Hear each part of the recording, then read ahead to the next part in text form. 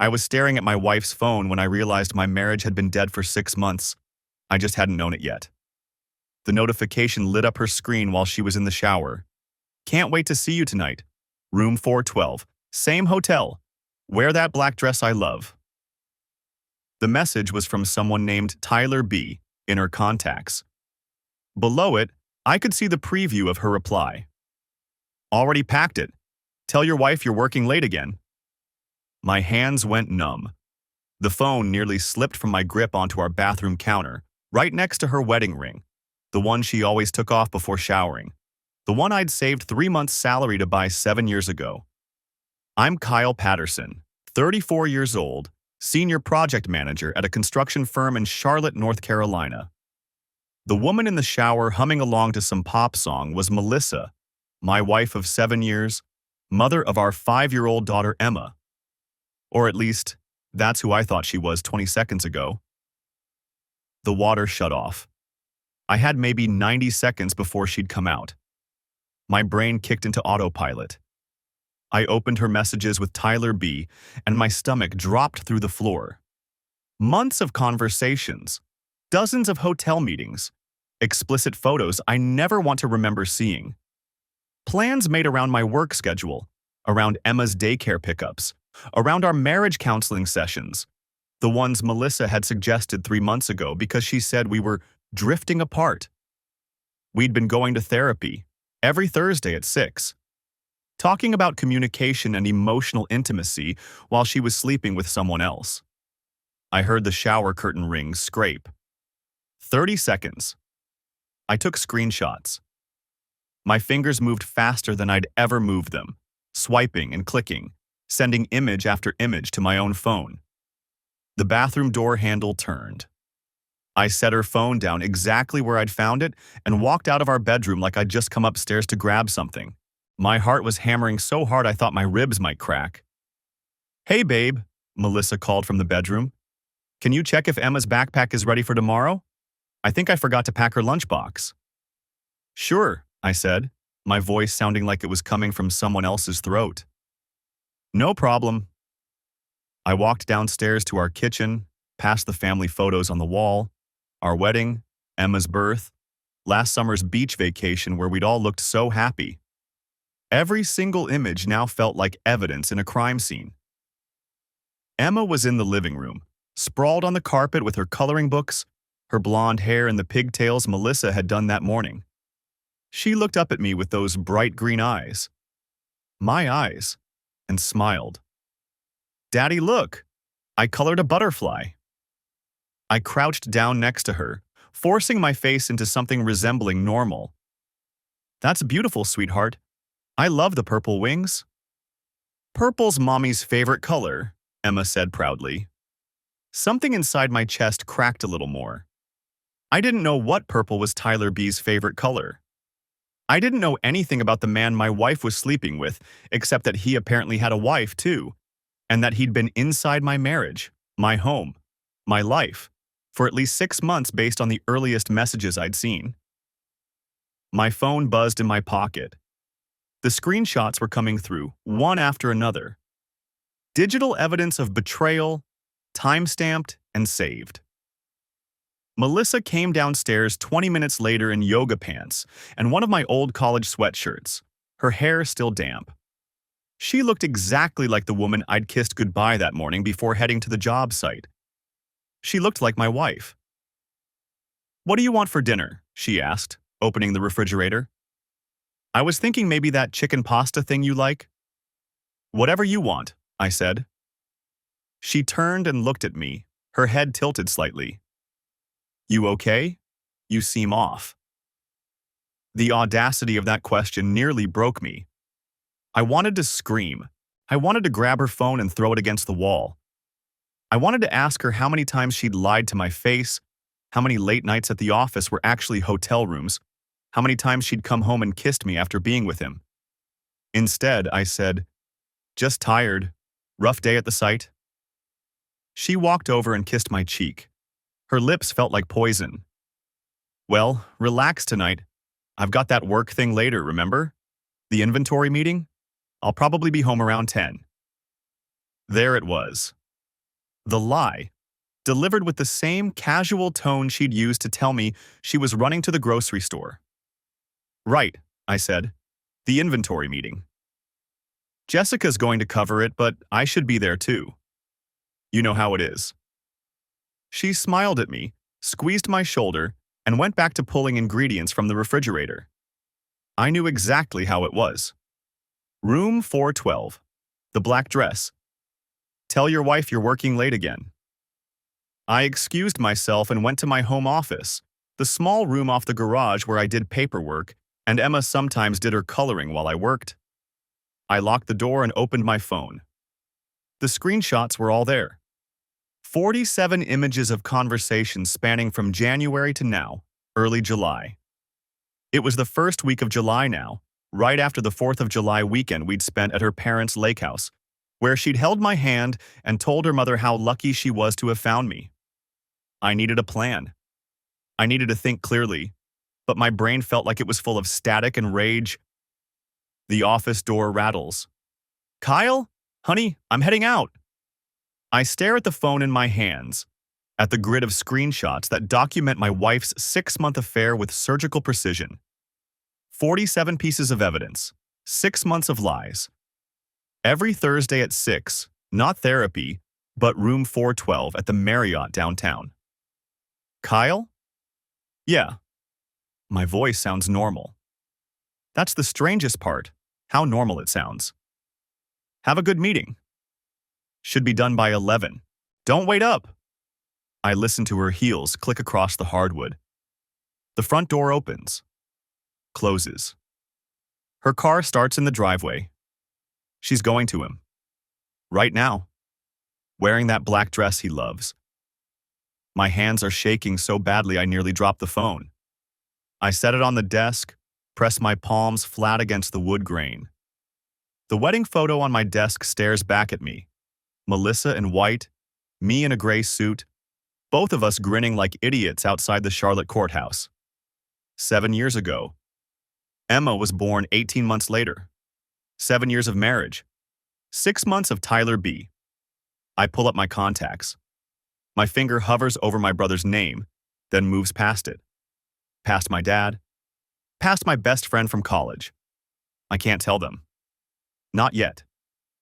Saying it out loud makes it real, and some part of me is still hoping this is a nightmare I'll wake up from. Instead, I open a new contact entry and type, Attorney, divorce. The cursor blinks. I close it without saving. 20 minutes later, Emma calls from upstairs. Daddy, I'm ready for bed. I force myself to stand. My legs feel like they're filled with concrete, but I make them work. 1 foot in front of the other. Up the stairs, past the wedding photos lining the wall, into Emma's room with its purple butterfly decals and scattered coloring books. She's already in her pajamas, the ones with the cartoon dogs, sitting cross-legged on her bed with her favorite stuffed elephant. Did Mommy leave? She asks. Yeah, sweetie, work meeting. She has a lot of meetings. Emma hugs the elephant. Can you read me the butterfly book? I sit on the edge of her bed, and she immediately curls into my side. She smells like strawberry shampoo and toothpaste. 5 years old. In my head, I'm already calculating custody arrangements, weekend schedules, how to explain that Mommy and Daddy won't live together anymore. The thought makes my ribs ache. I read the butterfly book on autopilot, turning pages while my mind spins through scenarios. Confront her tonight when she gets home. Wait until I've talked to a lawyer. Gather more evidence. Show up at the hotel. Call Tyler's wife, whoever she is. Daddy, you skipped a page. Sorry, baby, I flip back. The purple butterfly landed on the flower. Emma's asleep by the 3rd book, elephant clutched to her chest. I sit there for another 10 minutes, watching her breathe. Her blonde hair fans across the pillow. She has my eyes, green with gold flecks. Melissa's nose. What kind of mother does this? What kind of person suggests marriage counseling while actively sleeping with someone else? While tucking her daughter into bed and kissing her husband goodbye and humming in the kitchen like everything's fine? I ease off the bed without waking Emma, pull her door mostly closed, and walk back downstairs. The house feels enormous and empty. I check my phone. 9:45. Melissa's probably already there. Already in room 412. Already... I stop that thought before it can finish. In the kitchen, I pour myself 2 fingers of whiskey. Then 4. I don't normally drink on weeknights, but tonight doesn't feel like a normal anything. The whiskey burns going down but doesn't touch the cold rage settling into my bones. My phone buzzes. For one insane second, I think it's Melissa. Maybe she's calling it off. Maybe she's coming home. Maybe it's a work email. Something about the Pineville project timeline. I down the whiskey and pour another. 10 o'clock comes and goes. Then 10:30. I'm sitting in the dark living room, phone in hand, pulling up the screenshots again and again like maybe they'll say something different this time. Maybe I misread them. Maybe Tyler B is actually Tyler Baker from her book club, and they're planning a surprise party, and I'm the world's biggest idiot for thinking, no. Wear that black dress I love. Your husband suspects anything? God, Thursday can't come fast enough. There's no misreading that. At 11:15, headlights sweep across the living room wall. The garage door rumbles open. Her car pulls in. I'm still sitting in the dark when she walks through the door from the garage. She stops when she sees me, hand on the light switch. Kyle, why are you sitting in the dark? Couldn't sleep. I keep my voice level. How was the meeting? Boring. Inventory projections, supply chain issues. She sets her purse on the counter, kicks off her heels. The black dress, his favorite, shifts as she moves. I'm exhausted. Coming to bed? I watch her walk past me toward the stairs. She pauses halfway up. You okay? You seem weird. Just tired. Long day at the site. Okay. She continues up. Don't stay down here too long. I sit in the dark for another hour, listening to the house settle around me. Upstairs, Melissa's already asleep, or pretending to be. Emma's nightlight glows faintly under her door. Outside, a car passes. A dog barks somewhere down the street. Normal sounds. Normal night. Except my wife just came home from another man's hotel room, and I'm sitting here doing nothing about it. I pull up my phone again. This time, I don't hesitate. I search for divorce attorneys in Charlotte, filter by rating, and click on the first result. Davidson and Price Family Law. 5 stars. Hundreds of reviews. Compassionate representation in difficult times. Their website has an intake form. I start filling it out. Name, Kyle Patterson. Age, 34 years married, 7 children, 1 minor. Reason for consultation, infidelity. My finger hovers over the Submit button. If I press it, this becomes real. If I press it, I'm choosing a path that ends with Emma shuttling between 2 houses, with splitting holidays, with explaining to her why mommy and daddy don't love each other anymore. Except we don't. Or at least, Melissa doesn't love me. You don't do this to someone you love. I press Submit. The confirmation page loads. Thank you for contacting Davidson and Price. Someone will reach out within 1 business day. I set the phone down and stare at the ceiling. Upstairs, the toilet flushes. Water runs. Melissa getting ready for bed after spending 3 hours with Tyler B. My phone buzzes again. Another email, this one from Emma's daycare about an upcoming field trip. Permission slip attached. I'll need to figure out custody before I can sign it. Will we alternate field trips? Will Melissa even want shared custody, or will she fight me for full? The thoughts spiral. I force them to stop. Tomorrow, I'll hear from the attorney. Tomorrow, I'll start figuring out the next steps. Tonight, I just need to make it through without doing something stupid like confronting her at midnight or driving to Tyler B's house, or I don't even know where Tyler B lives. Don't know his last name. Don't know if he has kids, what he does for work, anything beyond the fact that he's married and sleeping with my wife. But I will. I'll find out everything. Document everything. Build a case so airtight that Melissa won't have a leg to stand on when this goes to court. The whiskey's making my head fuzzy. I leave the glass in the sink and head upstairs, moving quietly past Emma's room. In our bedroom, Melissa's curled on her side, breathing deeply. The black dress is draped over the chair in the corner. I grab my pillow and a blanket from the closet. "Where are you going?" Melissa's voice is sleepy. "Couch.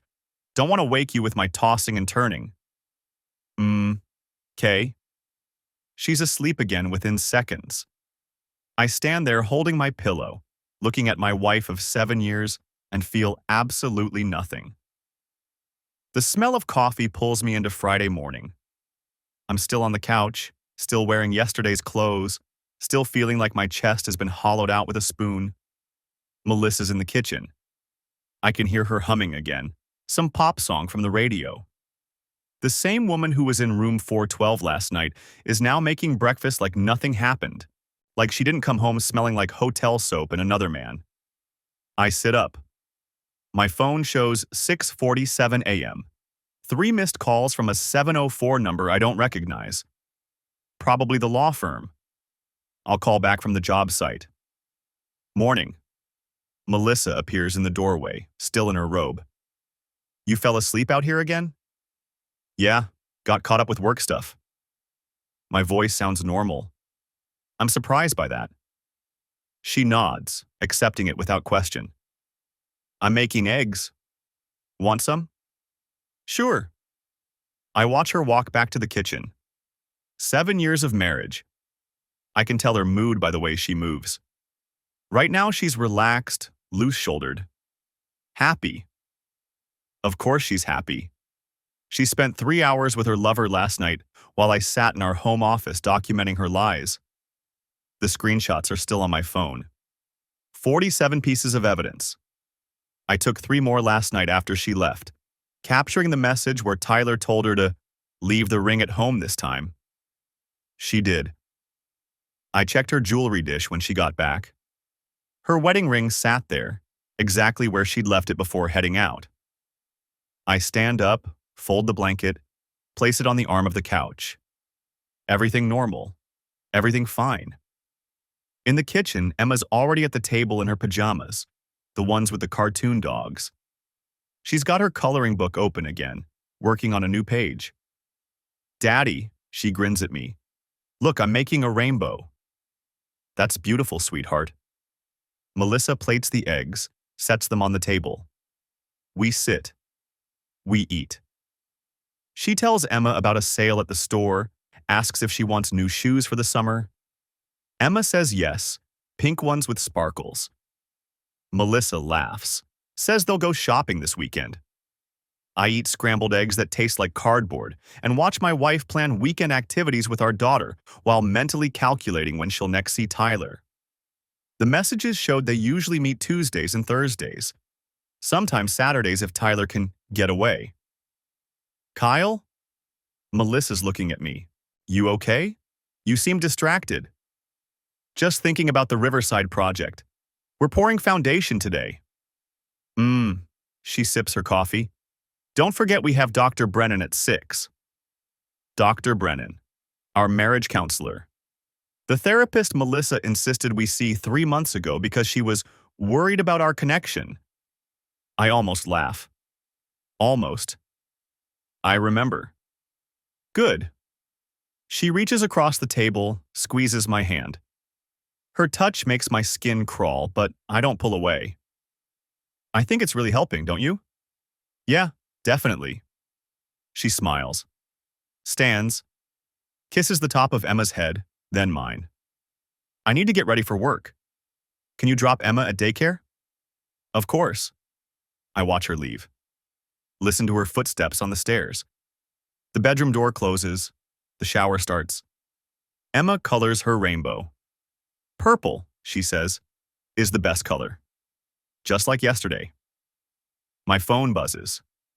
A text from an unknown number. This is Janet Kelly from Davidson and Price. Received your intake form. Can you come in today at 3 p.m.? We should talk ASAP. I type back, I'll be there. 20 minutes later, I'm buckling Emma into her car seat. Melissa's already gone. Left 10 minutes early, said she had to prep for inventory. More likely, she wanted to text Tyler without me around. Daddy, why did you sleep on the couch? Emma's green eyes, my eyes, watch me in the rearview mirror. Just fell asleep working, baby. Sometimes grown-ups do that. Mommy says you work too much. Does she? Uh-huh. She told Grandma on the phone. She said you're always tired. I pull out of the driveway. What else did Mommy tell Grandma? I don't know. I was coloring. She kicks her feet against the seat. Are we getting ice cream today? Maybe. We'll see. I drop her at Little Learners at 7:45. She hugs me tight, her small arms around my neck, and something in my chest cracks a little more. Whatever happens next, whatever I have to do, Emma comes first. She doesn't deserve any of this. The job site is chaos. Good. I need the noise, the problems, the distraction. The foundation pour is behind schedule. The concrete truck is late. The rebar inspection isn't signed off. I handle it all, making calls, checking measurements, arguing with the foreman about load calculations. At 10:30, I step away to return the lawyer's call. Mr. Patterson? Janet Kelly has a professional voice, crisp and efficient. Thank you for getting back to me. I reviewed your intake form and the documentation you mentioned. This is time-sensitive, so I'd like to meet today if possible. 3 o'clock works. Perfect. Our office is on Tryon Street, 5th floor. Bring any evidence you have, texts, photos, financial records, anything relevant. I have screenshots, 47 of them. A pause. That's thorough. Good. We'll go through everything this afternoon. In the meantime, don't confront your wife. Don't mention the affair. Don't change your behavior. Can you do that? I think about this morning's breakfast, the eggs, the coffee, the kiss on my head. Already doing it. Excellent. See you at 3. I hang up. Go back to the pour. Watch concrete flow into forms, covering rebar, creating foundation. Building something solid from liquid chaos. There's a metaphor in there somewhere, but I'm too tired to find it. Lunch is a protein bar eaten in my truck. I scroll through the screenshots again, even though I've memorized them. January 14th. The first message. Hey, beautiful. Last night was incredible. So it started before January. The messages reference last night, meaning they'd already been together. How long? How many lies? How many times did she kiss me goodbye and go straight to him? My phone buzzes. Melissa. Don't forget therapy at 6. See you there. I stare at the heart emoji. She sends them all the time. To me, to Tyler, probably to anyone else she's lying to. They mean nothing. Me. I'll be there. At 2:45, I tell the foreman I have a meeting. Drive to Tryon Street. Find parking. Take the elevator to the 5th floor. Davidson and Price Family Law occupies a corner suite with glass walls and leather furniture.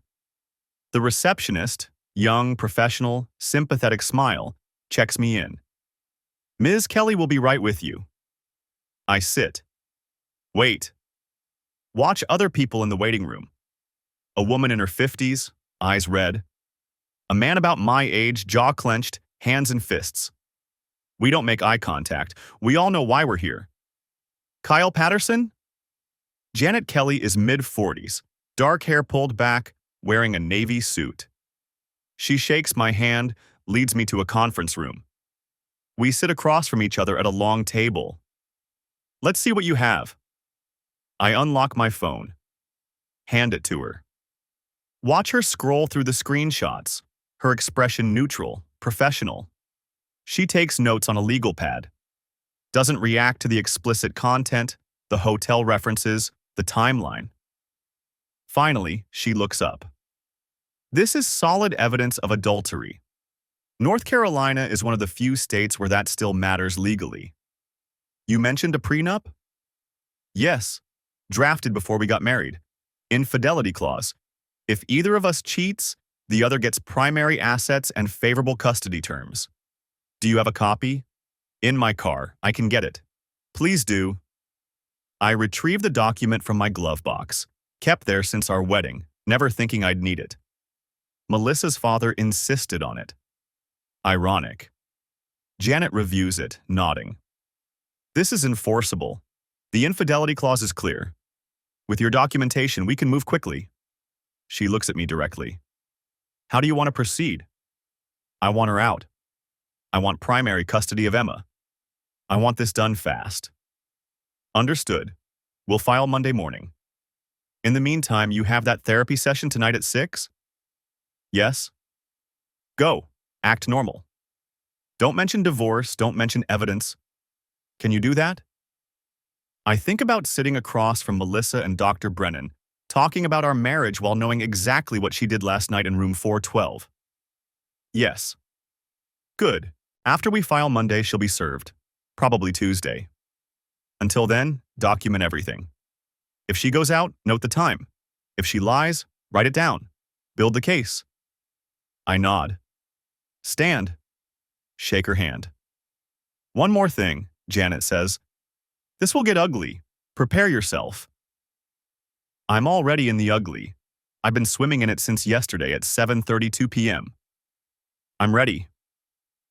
The waiting room of Dr. Brennan's office smells like lavender and lies. I'm sitting on a gray couch that's supposed to be calming, watching Melissa flip through a magazine about coastal living. She's wearing jeans and a cream-colored sweater, her wedding ring catching the light from the floor lamp beside her. She looks relaxed, content even. My phone weighs 1,000 pounds in my pocket. 47 screenshots, 6 months of evidence, a divorce attorney who's already drafting paperwork. Mr. and Mrs. Patterson? Dr. Brennan stands in the doorway to her office, smiling that professional therapist smile that's warm but not too warm. She's maybe 50, with short gray hair and glasses on a beaded chain. We've been seeing her since April. 12 sessions of Melissa talking about communication issues and emotional distance while I nodded along like an idiot, not knowing she was meeting Tyler in hotel rooms between our appointments. Melissa stands first, smoothing her sweater. I follow her into the office. The room is exactly as I remember it. 2 armchairs facing Dr. Brennan's seat. A small table with a box of tissues. Watercolor paintings of beaches and forests. A clock on the wall that ticks too loud. We settle into our usual spots. Melissa crosses her legs, angling toward Dr. Brennan with that open, engaged posture she always uses here. Like she's really invested in fixing our marriage. How was your week? Dr. Brennan asks, looking between us. Good, Melissa says. We had a nice 4th of July at Kyle's parents' lake house. Emma loved the fireworks. That sounds wonderful. Kyle, how did the week feel for you? I can feel Melissa watching me, waiting for me to say something about connection or quality time or whatever therapy speak we usually trade back and forth. Fine, I say. Work was busy. Dr. Brennan nods, making a note on her tablet. Last session, we talked about making time for each other despite busy schedules. Were you able to implement any of the strategies we discussed? Melissa jumps in before I can answer. I think we did better this week. We had dinner together as a family every night, and Kyle's been really present with Emma. My jaw aches from clenching it. Every word out of her mouth is technically true and completely hollow. Yes, we had dinner together. Yes, I played with Emma. And yes, Melissa was there, humming while she cooked pasta, acting like she hadn't spent the previous night in room 412 with her legs wrapped around someone else's husband. Kyle? Dr. Brennan's voice pulls me back. You seem distant today. I meet her eyes. She's good at her job. She can probably see the rage I'm trying to bury, the way my hands are gripping the armrests too tight. Just tired, I say. Long week at the site. Are you feeling hurt in your relationship right now? The question lands like a punch. I almost laugh. Heard. What a concept. Sometimes, I say carefully. It's been challenging. Melissa shifts in her seat. I know I've been distracted lately. Work has been intense. Work. Right. Is that what we're calling it now? Dr. Brennan leans forward slightly. Melissa, you mentioned last time that you've been feeling disconnected from Kyle. Has that improved? A little, Melissa says. She reaches over and puts her hand on my knee. Her touch makes my skin crawl, but I don't move away. I think we're both trying. I stare at her hand. The same hand that typed those messages. Can't wait to taste you again. My husband's working late. We have until midnight. Room 412. I'll be wearing what you like. Kyle, you're very quiet today, Dr. Brennan observes. Is there something you'd like to share? Everything. Nothing. I want to ask Melissa how she does it. How she sits here week after week talking about emotional intimacy and trust, then goes home and plans her next rendezvous. I want to ask Dr. Brennan if she's ever had a patient this skilled at deception. But Janet's voice echoes in my head. Don't tip your hand. Monday morning, we file. Until then, you're just a husband trying to save his marriage. I guess I'm wondering if this is working, I say slowly. Melissa's hand tightens on my knee. What do you mean? The therapy, us. I don't know if we're actually getting anywhere. Dr. Brennan sets her tablet aside. That's a valid concern, Kyle. Therapy requires both partners to be fully committed to the process. Do you feel like you're both equally invested? I look at Melissa. Really look at her. She's doing that thing with her eyebrows, the little furrow that makes her look worried and sincere. Her eyes are wide, searching my face like she's actually concerned about my answer. I don't know what Melissa's invested in, I say. The words come out harder than I intended. Melissa pulls her hand back. Kyle, that's not fair, she says. I'm the one who suggested we come here in the first place. You did, I agree. In April, 3 months ago. Because I wanted us to work on our marriage, she says, and there's an edge in her voice now. Defensive. I thought we needed help. Help with what exactly? Dr. Brennan intervenes. Let's take a breath here. Kyle, it sounds like you're feeling some resentment. Can you tell us more about that? I could. I could tell them exactly what I'm feeling. I could pull out my phone right now and show them the screenshots. Watch Melissa's face crumble when she realizes I know. Watch her scramble for excuses, explanations, apologies that won't mean anything. But Monday morning is 63 hours away. I just have to make it 63 more hours. I'm feeling like we're going through the motions, I say instead. Like we're saying the right things in here, but nothing's really changing. Melissa's eyes are shining now. Actual tears. She's good. She's so damn good at this. I'm trying, Kyle, she says softly. I know I haven't been perfect, but I'm trying. Are you? The question slips out before I can stop it. Yes. She wipes at her eyes. I know I've been working a lot. I know I've been distracted. But I love you. I love our family. The word love in her mouth sounds like a foreign language. Something she learned phonetically but doesn't actually understand. Dr. Brennan is watching us both carefully. I'm hearing a lot of pain from both of you. Melissa, you're feeling like your efforts aren't being recognized. Kyle, you're feeling like something fundamental is missing. Is that accurate? Something's definitely missing, I say. Melissa reaches for the tissue box. Maybe we need to go back to basics. Remember why we got married in the first place. 7 years ago, she wore white. I thought I knew her. I thought we were building something real. Do you remember? She asks. looking at me with those tear-filled eyes. Our wedding day? How happy we were. I remember. I also remember January 14th when she sent Tyler a message at 11:47 p.m. Best night of my life. Can't believe we waited this long. I remember, I say flatly. Dr. Brennan glances at the clock. We're 30 minutes in, 30 more to go. I'd like to try an exercise, she says. I want each of you to share one thing you appreciate about the other person. Something specific from this past week. Melissa goes first. Of course she does. Kyle is an amazing father, she says. Watching him with Emma at the lake house, teaching her to skip stones, being so patient with her. It reminded me why I fell in love with him. She's crying for real now.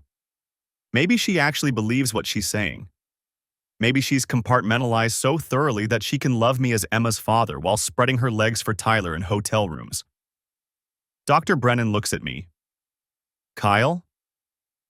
I should say something about Melissa being a good mother. It's true, she is. She braids Emma's hair and makes her laugh and tucks her in at night. The affair doesn't change that, but I can't make the words come out. She's organized, I finally say. Good at managing schedules. The silence that follows is brutal. Even Dr. Brennan looks uncomfortable. Melissa laughs, but it's shaky. That's what you appreciate? My scheduling? You asked for something specific, I say. You're very good at coordinating your time. Her face goes pale. For just a second, I see fear flicker across her features. Like she's wondering if I know. If I'm playing with her. Then it's gone, replaced by hurt confusion. I meant something about us, she says quietly. About our relationship. Our relationship is built on schedules, I say. Your meetings, my job sites, Emma's daycare, therapy appointments every Thursday at 6. Kyle, you're being cruel. Maybe I am. Maybe I should stop. But 63 hours feels like forever. And she's sitting here crying about how much she loves our family while her phone is probably buzzing with messages from Tyler. And I'm so tired of pretending. I'm being honest, I say. Dr. Brennan intervenes again. I think we need to pause and acknowledge that there's a lot of tension in the room right now. Kyle, you seem angry. Is that accurate? Yes. Can you tell us what you're angry about? Everything.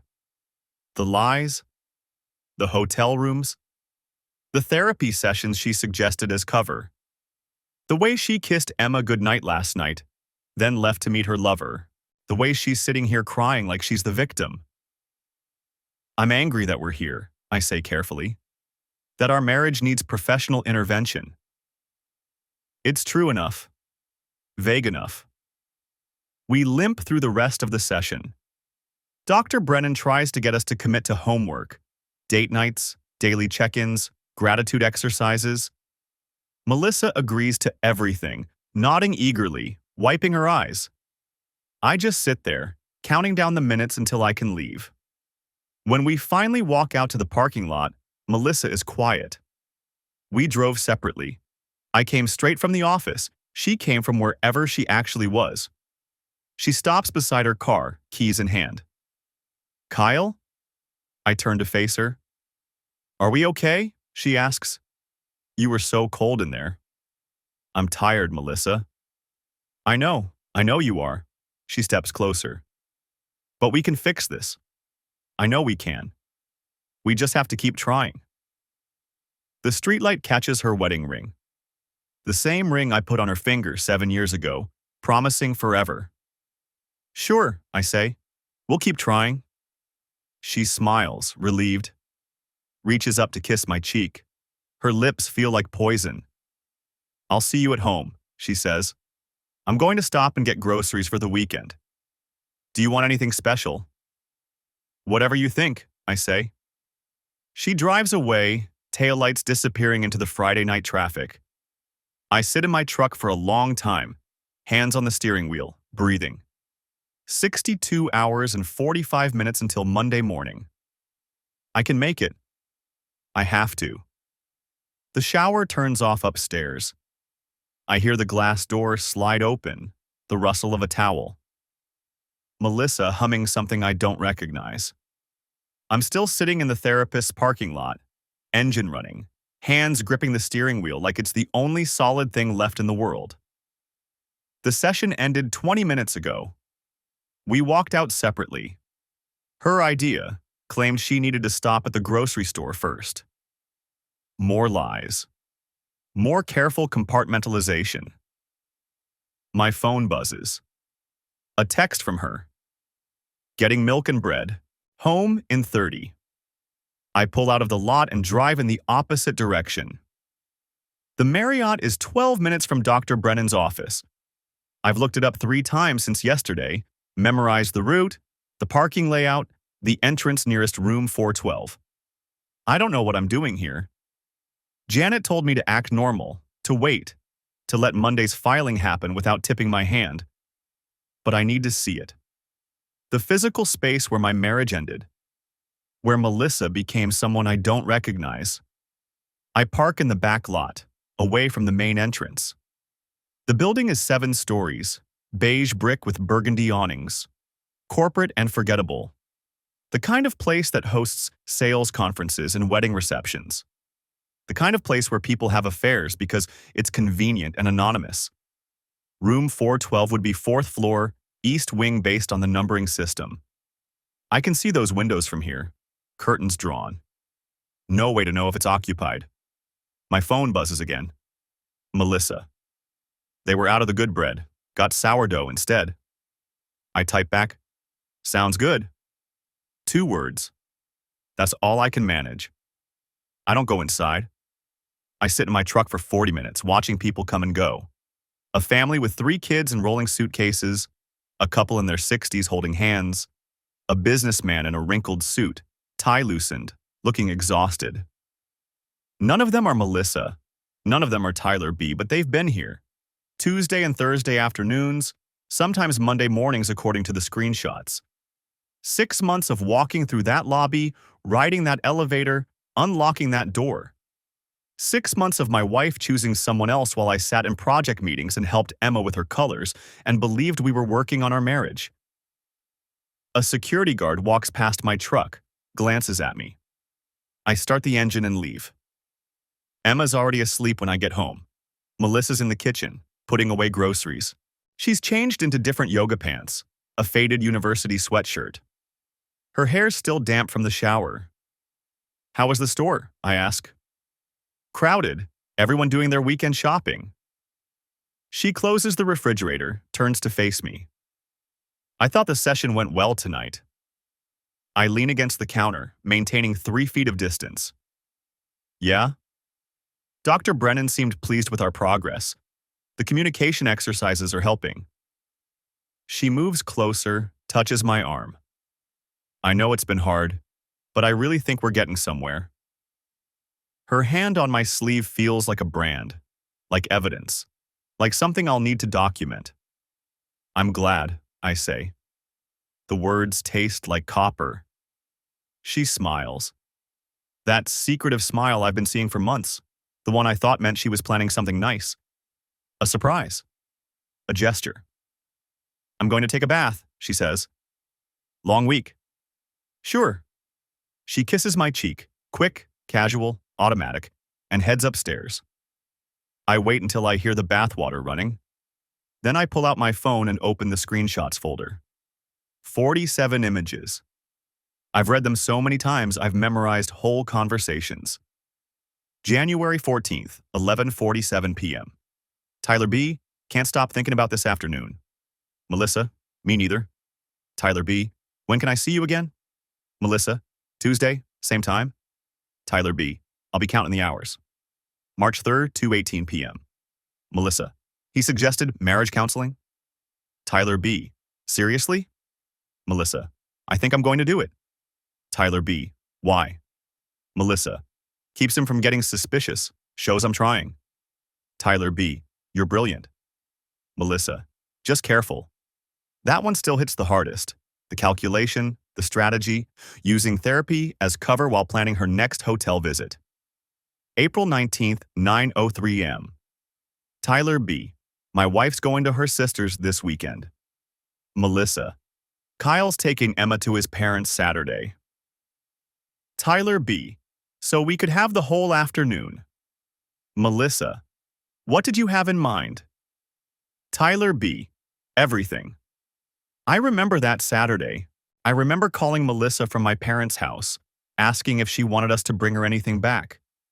She'd said no, she was just relaxing, catching up on laundry, enjoying the quiet. My hands are shaking. I closed the screenshots folder and opened my email instead. Janet sent a message 2 hours ago. Everything set for Monday, 9 a.m. filing. Court opens at 8:30. We'll be first in line. Service will happen Tuesday morning at your residence. Make sure you're not there. Take Emma to daycare early. Go to work.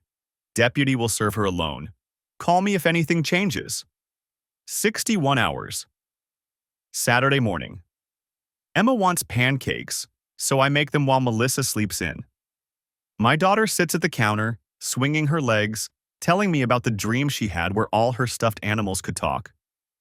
And Mr. Whisker said he wanted to go to the beach, but Bunny said the beach is too sandy, so they had a meeting about it. A meeting, I repeat, flipping a pancake. That sounds very official. It was. They voted and everything. She pauses. Daddy, can we go to the beach? Maybe this summer. Mommy said we might go to the lake again, to Grandma and Grandpa's house. The lake house, where we spent 4th of July weekend, where Melissa took 47 photos of our happy family and posted them online while texting Tyler B. about missing him. We'll see, sweetheart. Melissa appears in the doorway, still in pajamas, yawning. Something smells good. Emma bounces in her seat. Daddy's making pancakes. I see that. Melissa pours herself coffee, kisses the top of Emma's head. What are we doing today? The casual we? The assumption of togetherness, the performance of family. I need to run some errands, I say. Job site paperwork. Might take a few hours. On Saturday? Project deadline Monday. Just need to review some things. She nods, sipping her coffee. Emma and I can go to the park. It's supposed to be nice out. I watch them together. My wife and daughter, blonde heads bent over the plate of pancakes I'm serving. Emma chattering about the swings, about her friend from daycare, about the butterfly she saw yesterday. Melissa listening, responding, being a mother. How does she do it? How does she split herself so completely? Sounds good, I say. I don't have job site paperwork. I drive to a coffee shop 3 miles from our house, order something I don't drink, and sit in the corner with my laptop. Tyler B., I need to know who he is. Melissa's text messages don't include his last name. Just Tyler B. and her contacts. But there are clues, small details I've been cataloging. February 8th. How was the presentation? He gives presentations. March 17th. Conference in Atlanta next week. He travels for work. April 2nd. Your wife still doesn't suspect anything? He's married. May 11. Can't make Tuesday. Client meeting ran over. He has clients. Sales. Marketing. Consulting. Something corporate and mobile. I open LinkedIn and start searching. Tyler B. Charlotte area. Married. Professional. There are 63 results. I narrow it down. Age range 30-45. Industries that match the clues.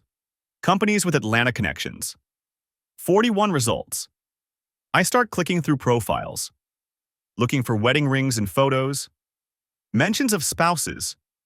Anything that confirms married status. Tyler Bennett. Account executive at a medical supply company. Wedding ring visible in profile photo. Based in Charlotte, frequent posts about business travel. Tyler Bradford. Senior consultant at a marketing firm. Profile mentions, grateful for my amazing wife. Recently posted about a conference in Atlanta. Tyler Buchanan. Regional sales director. No wedding ring visible, but relationship status says married. Company has offices in Charlotte and Atlanta.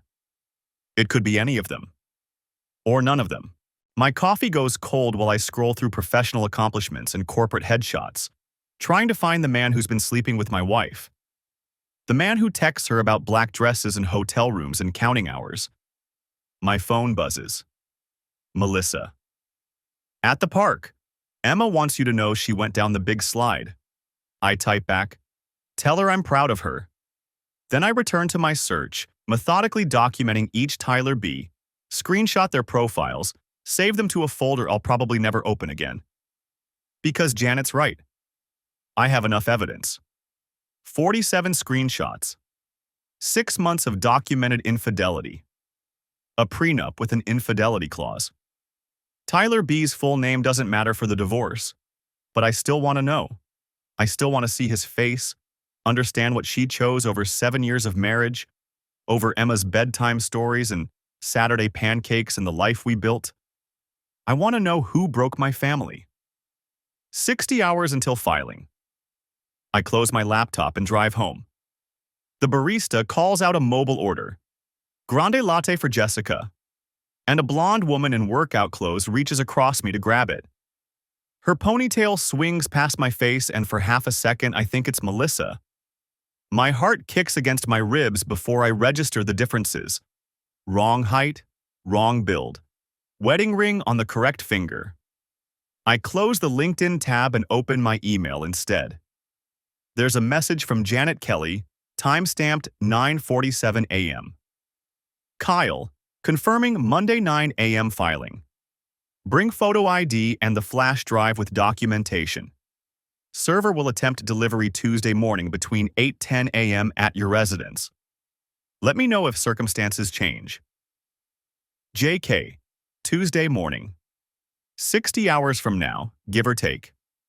A process server will knock on our door while Emma eats her Cheerios, while Melissa drinks her coffee in that oversized mug with the chipped handle, while our daughter colors at the kitchen table with her purple marker. I should take Emma out Tuesday morning. To the park, maybe. Somewhere she won't see her mother's face when a stranger hands her an envelope that ends our marriage. My phone buzzes. Text from Melissa. At Target with Emma. She wanted new markers. Home by lunch? I stare at the message for 10 seconds before typing back. Sounds good. 3 dots appear immediately, then disappear. Then reappear. Then, love you. My thumb hovers over the keyboard.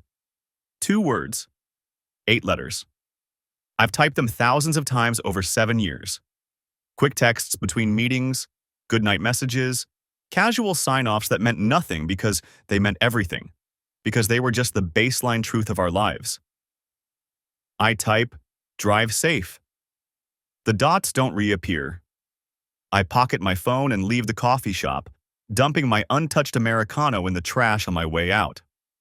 The parking lot is half full, and I sit in my truck for a while watching people load groceries, strap car seats, live their Saturday mornings like the world makes sense. My phone buzzes again. Not Melissa this time, a notification from the bank app. I open it without thinking. Transaction alert. 847.32 at Nordstrom, 10:23 a.m. I pull up our joint account. The charge is right there, posted 2 minutes ago.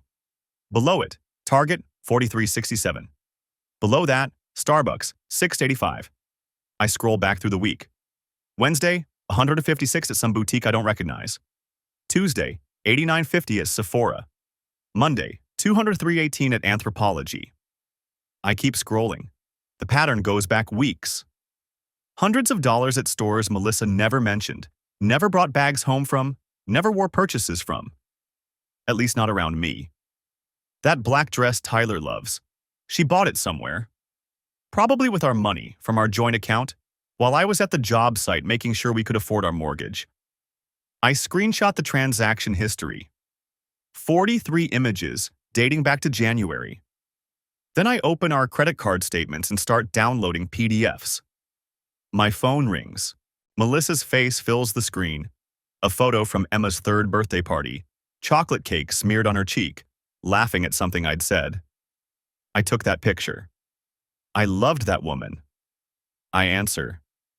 Hey, hey, so Emma found these glitter markers that are honestly kind of ridiculous, but she's obsessed. I told her one pack, but you know how she gets. Her voice is bright, easy, the voice of someone buying art supplies for our daughter on a Saturday morning. Anyway, we're grabbing lunch at Panera. Want me to bring you something? In the background, I hear Emma singing. Something about butterflies and rainbows, her voice high and unself-conscious. I'm good, I say. Ate already. You sure? I'm getting the pick 2 with the Frontega chicken and I'm sure. Silence. Just for a beat. Then, okay, we'll be home around 1. Sounds good? Kyle? Her voice shifts, drops half an octave. You okay? You sound weird. I watch a woman load a golden retriever into a Subaru 3 spaces over. The dog's tail wags so hard its whole body moves. I'm fine, I say. Just tired. You've seemed tired all week. A pause. Maybe you should talk to Dr. Brennan about it. Like, individually. I think he does one-on-one sessions too. The woman with the dog is laughing now, trying to keep the retriever from licking her face. Pure, uncomplicated joy. Maybe, I say.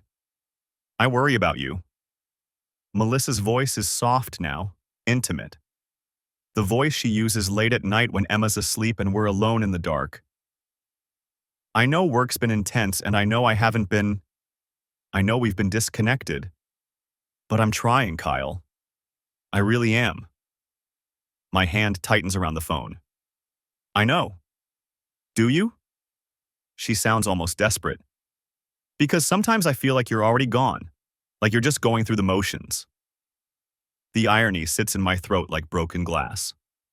I'm here, I say. I'm right here. Okay, she exhales. Okay. Good. I'll see you at 1? See you then. I hang up before she can say she loves me again. The phone feels radioactive in my hand. I pull up the bank app once more and stare at that Nordstrom charge. $847. On what? For who? I text Janet Kelly.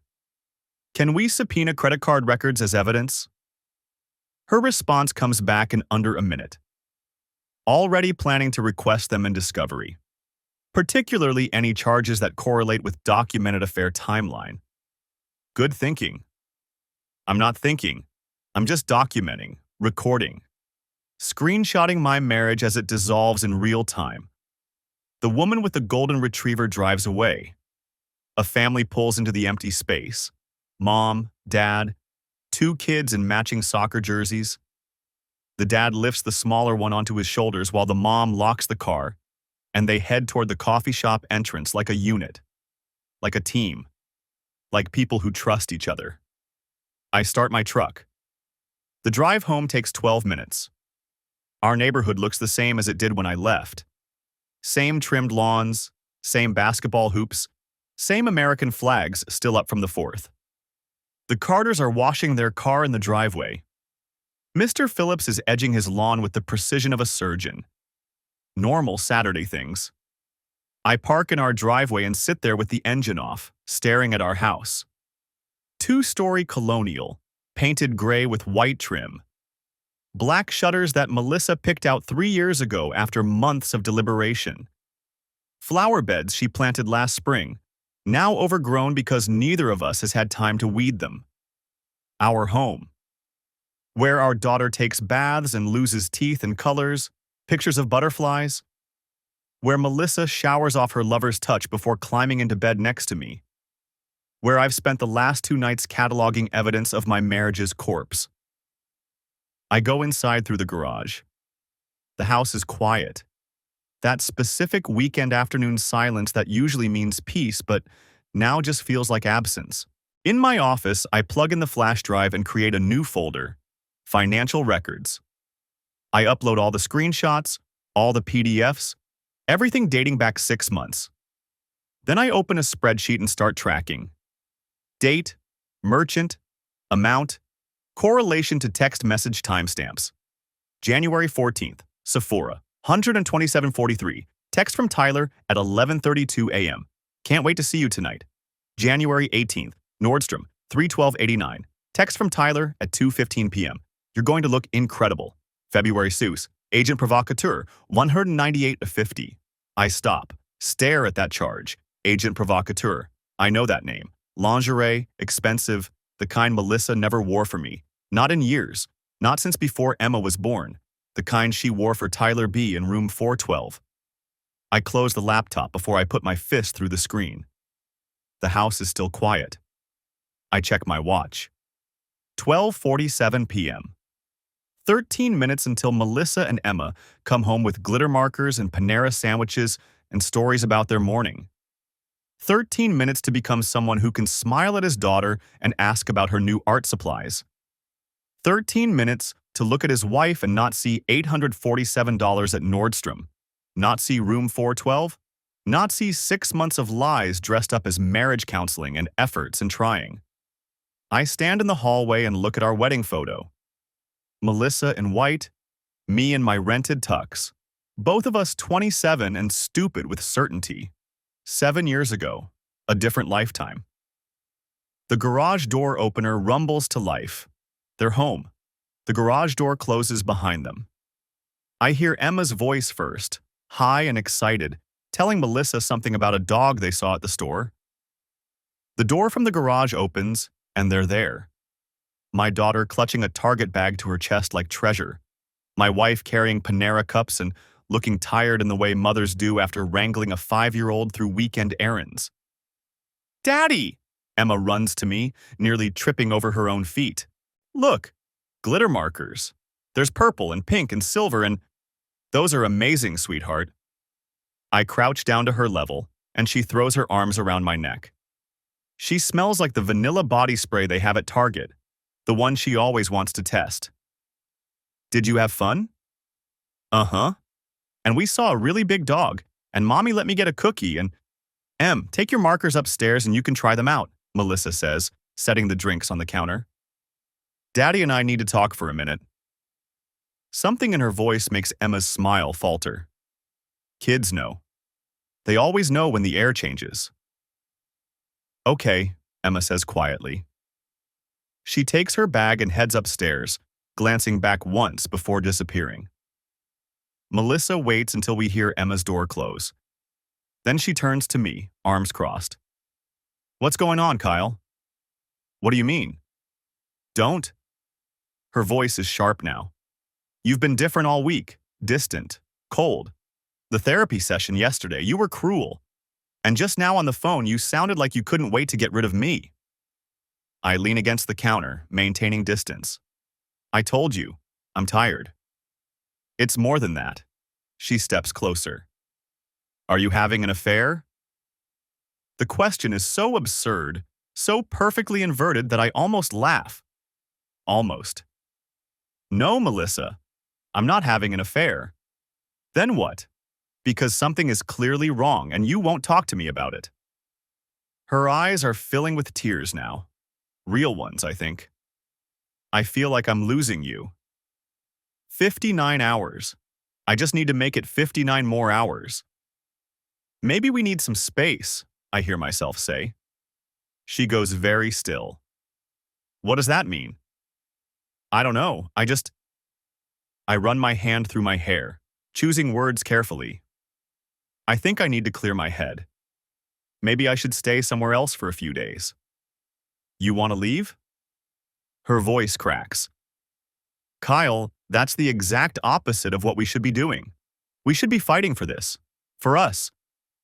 "Are you?" The question comes out before I can stop it. "Fighting for us?" Of course I am. I'm the one who suggested therapy. I'm the one trying to make time for us, trying to reconnect. By working late on inventory meetings? Her face goes pale. Just for a second I see it.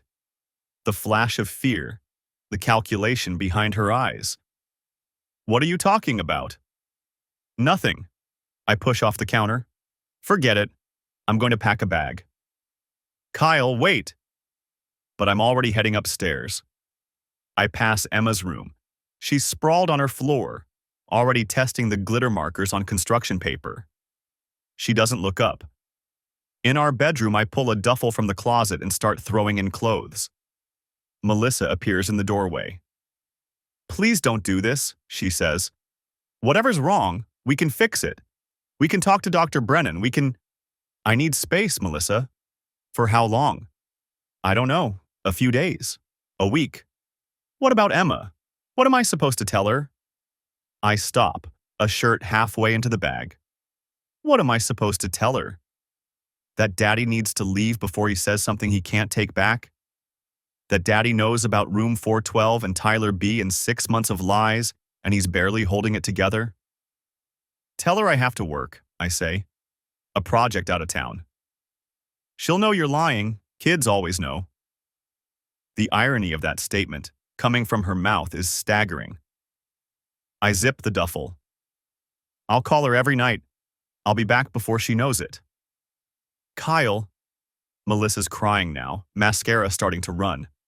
"Please, don't leave like this. Don't leave angry." I look at her, really look at her. My wife of 7 years, mother of my child.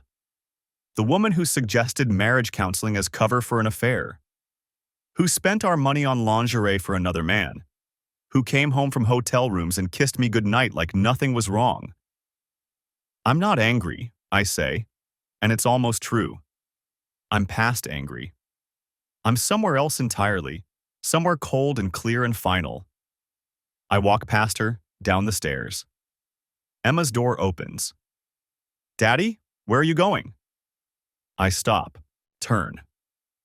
She's standing in her doorway, purple glitter marker in hand, and her face is doing that crumpling thing that precedes tears. I set down my bag and crouch in front of her. "I have to go away for work, sweetheart, just for a little while." "How long?" "Not long. And I'll call you every single night before bed. Okay?" "Promise?" "I promise." I pull her into a hug, and she clings to me, her small body shaking. "I don't want you to go." "I know, baby, but I'll be back before you know it. And when I come back, we'll do something special. Just you and me." "Like what?" "Whatever you want." "Zoo? Park? Ice cream for breakfast?" That gets a watery giggle. "You can't have ice cream for breakfast." "Says who?" I hold her for another minute, memorizing the weight of her, the strawberry shampoo smell, the way her fingers grip my shirt. Then I kiss the top of her head and stand. Melissa's at the bottom of the stairs. Mascara tracks down her cheeks, looking like the victim in this story. I pick up my bag and walk out. I get a room at a Hampton Inn near the highway. It's clean and anonymous and nothing like home. I sit on the bed and stare at the generic landscape painting above the TV and try to remember how to breathe. My phone rings. Melissa. I let it go to voicemail. It rings again. And again. On the fourth call, I answer. "What?" "Kyle, please come home. Emma's hysterical. She doesn't understand." "Put her on." Rustling sounds. Then Emma's voice, thick with tears. "Daddy?" "Hey, sweetheart, I'm here." "When are you coming home?" "Soon, baby, real soon. But remember what I promised? I'm going to call you every night." "Tonight?" "Tonight, right before bed. We can talk about your glitter markers." "Okay." A sniffle. "I love you, Daddy." "I love you too, Em, more than anything." More rustling. Melissa's back. "Kyle," I hang up. At 8 o'clock, I call back. Melissa answers but doesn't speak, just hands the phone to Emma. We talk for 20 minutes about her markers, about the dog at Target, about whether butterflies sleep at night. Normal things, safe things. When she yawns, I tell her good night and she gives the phone back to Melissa. "Kyle," her voice is raw. "Please tell me what's happening." "Monday," I say. "You'll understand Monday." "What's Monday?" "Kyle, you're scaring me." I hang up again. Sunday passes in a haze. I call Emma 3 times. Avoid Melissa's calls and texts. Sit in the hotel room and watch the clock count down. Janet emails. All set for tomorrow. 9 a.m. sharp. This is the right thing, Kyle. I'm not sure I believe in right things anymore, but I believe in truth. And I believe my daughter deserves better than a home built on lies. Monday morning, I'm at Janet's office at 8:30. We walk to the courthouse together, file the paperwork at 9 on the dot. The clerk stamps everything with practiced efficiency, like she processes the death of marriages every day. Which I guess she does. Service tomorrow morning, Janet reminds me. Make sure you're not home. I nod. That night, I call Emma at bedtime. She tells me about preschool, about the picture she colored, about how Mommy made spaghetti, but it wasn't as good as mine. Is Mommy sad? She asks. Why do you ask that? She's been crying a lot. She says it's allergies, but I don't think so. My chest tightens. Grown-ups get sad sometimes, sweetheart. It's okay. Are you sad? A little, but talking to you makes me feel better. Me too. A pause. Daddy? Are you and Mommy getting divorced? The question hits like a fist. Why would you ask that? Because that's what happened to Sophie's parents. Her daddy moved away and then they got divorced. I close my eyes. We'll talk about it soon, okay? I promise. Okay. Her voice is small. I love you. I love you too, baby. Sweet dreams. After we hang up, I sit in the dark hotel room and let myself feel it. All of it. The rage, the grief, the bone-deep exhaustion of keeping it together for one more day. Tomorrow, Melissa gets served. Tomorrow, it becomes real. Tomorrow, Emma's world changes forever.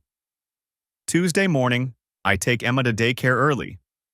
7:15 instead of our usual 8. She's confused but accepts my explanation about an early meeting. I hug her extra long at drop-off. See you tonight, Daddy. Maybe tomorrow, sweetheart, but I'll call you later. From the daycare parking lot, I text Janet. Emma's clear, I'm clear.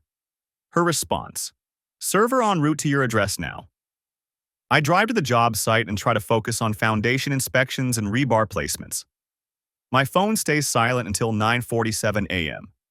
Then, a text from Melissa. Just one word. How could you? My hands are shaking. I don't respond. 3 minutes later, she calls. I let it ring through. She calls again. And again. On the 5th call, I answer. She's sobbing so hard I can barely understand her. Kyle, the divorce papers. Tyler, when did you? 6 months, I say quietly. I've known for 6 months. That's a lie. It's been 4 days. But I want her to feel what I felt. The retroactive rewriting of history. The way every memory curdles when you learn the truth. That's not. She's hyperventilating now. Kyle, please, we can fix this. No, we can't. It was a mistake. It didn't mean anything. I love you. I love our family. You love yourself, Melissa. That's it. That's not fair. You don't understand? Room 412, I say. The black dress. Tell your wife you're working late. I understand perfectly. Silence. Then, quieter. How long have you known? Does it matter? Kyle, please, think about Emma. Think about what this will do to her. And there it is. The trump card. The thing she knows will cut deepest. I am thinking about Emma, I say. I'm thinking about what kind of example we're setting, what kind of marriage we're modeling, and I'm thinking she deserves better than this. Better than her family, better than her parents together, better than parents who lie to each other, who use therapy as cover for affairs, who teach her that love means betrayal. Melissa makes a sound like something breaking. I'm sorry. God, Kyle, I'm so sorry. I'll end it. I'll never see him again. We can go to counseling, real counseling. It's over, Melissa. Please. The prenup has an infidelity clause. You remember that? Your father insisted on it. Funny how that works out. I can hear her crying, harsh and ugly. Part of me wants to comfort her. 7 years of muscle memory, of being her husband, of fixing her pain. But I'm not her husband anymore. Not really. Maybe I haven't been for 6 months. I need to go, I say. Kyle, wait. I hang up. My hands won't stop shaking. I sit in my truck at the job site, surrounded by the sounds of construction, hammers and saws and men shouting measurements, and I feel nothing and everything at once. It's done. It's finally done. My phone buzzes. A text from Janet. She's been served. How are you holding up? I type back. I'm okay. Another lie. But I'll keep telling it until it's true. The divorce takes 4 months to finalize. Melissa fights at first, contests the prenup, demands mediation, threatens to drag it out. But Janet's thorough, and the evidence is overwhelming. 47 screenshots, 6 months of documented infidelity, credit card charges for lingerie and hotels. In the end, Melissa signs. I get primary custody. She gets Emma every other weekend and Wednesday nights. The house is mine. The retirement account split 60-40 in my favor, per the prenup's infidelity clause. Tyler B. turns out to be Tyler Bradford, senior consultant at a marketing firm. His wife, Christina, files for divorce 3 weeks after Melissa gets served. Apparently, I wasn't the only one documenting evidence. Melissa moves into an apartment in South Charlotte, gets a new job, cuts her hair short. I see her twice a week during custody exchanges, and we're painfully polite. We talk about Emma's schedule, her school events, her dietary preferences. We don't talk about room 412 or marriage counseling or the 7 years we spent building something that turned out to be made of paper. Emma adjusts better than I expected and worse than I hoped. She cries sometimes, asks when we're all going to live together again. I tell her the truth as gently as I can. Mommy and Daddy love her very much, but we can't be married anymore. Some things break and can't be fixed. She seems to understand. Or maybe she just accepts it, the way kids accept all the incomprehensible things adults do. 18 months after the divorce is finalized, I'm at Emma's soccer game when I see her. Not Melissa, someone else. A woman about my age, dark hair pulled back in a ponytail, cheering for a girl in pigtails who looks about 7. Our eyes meet across the field. She smiles. I smile back. After the game, Emma runs over, grass-stained and triumphant.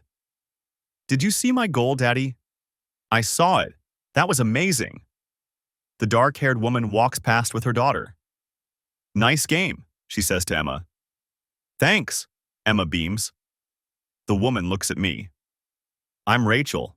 My daughter Lily just joined the team. Kyle, I say. This is Emma. We talk for 5 minutes about soccer and school and the weather. Normal things. Easy things. When she leaves, Emma tugs my sleeve. She was nice. Yeah, she was. Do you like her? I look at my daughter, 7 years old now, missing both front teeth, wearing the jersey I washed last night and the cleats we picked out together last month. The center of my world. The reason I get up every morning and keep going. I don't know her well enough to like her yet, I say honestly. But maybe someday? Maybe someday. Emma considers this. Okay, but she has to like butterflies. That's important. Absolutely. I'll make sure to ask. We walk to the car, her small hand in mine, and I think about second chances, about trust and rebuilding and whether I'll ever be able to look at someone without waiting for the other shoe to drop. I don't know. Maybe. Maybe not. But I know this. I did the right thing. I showed Emma that some lines can't be uncrossed, that love without honesty is just performance, that sometimes the hardest thing and the right thing are the same thing. Melissa texts that night, Emma said you met someone at soccer? I stare at the message. We're not friends. We're not confidants. We're just two people who share a daughter and a past. Just another parent. Nothing serious. Okay, good. You deserve to be happy. I almost laugh. After everything, she thinks she gets to grant me permission to be happy. But maybe that's not what she means. Maybe it's just the thing you say when you've destroyed something and you're trying to live with it. You too, I type back. Because Emma needs her mother to be stable, even if that mother is someone I don't recognize anymore. I set down my phone and go upstairs. Emma's in bed, reading a book about butterflies, her current obsession. She looks up when I knock. Hey, Daddy, did you know butterflies taste with their feet? I did not know that. It's true. It says so right here. She shows me the page pointing to a diagram. I sit on the edge of her bed. That's pretty cool. Yeah. She closes the book. Daddy, are you happy? The question catches me off guard. What makes you ask that? She shrugs. I don't know. You seem sad sometimes. Not all the time. But sometimes. I choose my words carefully. I'm happy when I'm with you. Always. But what about when you're not with me? Then I'm working on it. Getting there. She nods, satisfied with this answer. Okay, good. Why? Are you happy? Mostly, I miss when we all live together. But I like having 2 rooms. And Mommy lets me stay up later on weekends. I smile despite myself. Does she now? Only a little bit. She yawns. I love you, Daddy. I love you too, sweetheart. More than all the butterflies in the world, she giggles. That's a lot of butterflies. Exactly. I kiss her forehead, turn off her light, and close the door halfway. Downstairs, the house is quiet. My house now. No wedding photos on the walls. No reminders of what used to be. Just me and Emma and the life we're building from the rubble. I pour myself a small whiskey, just one, a Tuesday night ritual I've developed, and sit on the back porch. The neighborhood is settling into evening. The Carters are grilling. Mr. Phillips is watering his lawn. Normal sounds. Normal night. My phone buzzes. Rachel from the soccer game has sent a friend request on the team's parent Facebook group. I accept it without overthinking. Maybe nothing comes of it. Maybe something does. Either way, I'm not the same person I was 18 months ago. I'm not the man who sat in the dark, discovering his wife's affair through text messages. I'm not the man who white-knuckled his way through therapy sessions and bedtime stories while his marriage died in secret. I'm someone else now. Someone harder, maybe. More careful. But also someone who knows what he won't tolerate, what he won't accept, what he's worth. I finish my whiskey and go inside. Tomorrow, I'll wake up early, make Emma pancakes, drop her at school, go to the job site, build foundations and check measurements and make sure everything is level, everything is sound, everything will hold. It's not the life I planned. It's not the happily ever after I promised Melissa 7 years ago in front of our families and friends. But it's honest. It's real. And for now, that's enough. The truth, I've learned, is both simpler and more complicated than we want it to be. Love isn't enough if it's built on lies. Marriage isn't sacred if it's a performance. Family isn't whole just because everyone shares an address. But a father and daughter eating breakfast together, that's real. A 7-year-old explaining butterfly facts with absolute certainty, that's real. The slow, painful work of rebuilding after betrayal, that's real too. Melissa made her choices. I made mine. And Emma, caught in the middle, is learning that sometimes people fail each other. That sometimes things break. That sometimes the best you can do is pick up the pieces and build something new. It's not a happy ending, but it's an honest one. And after everything, honesty is all I have left to give.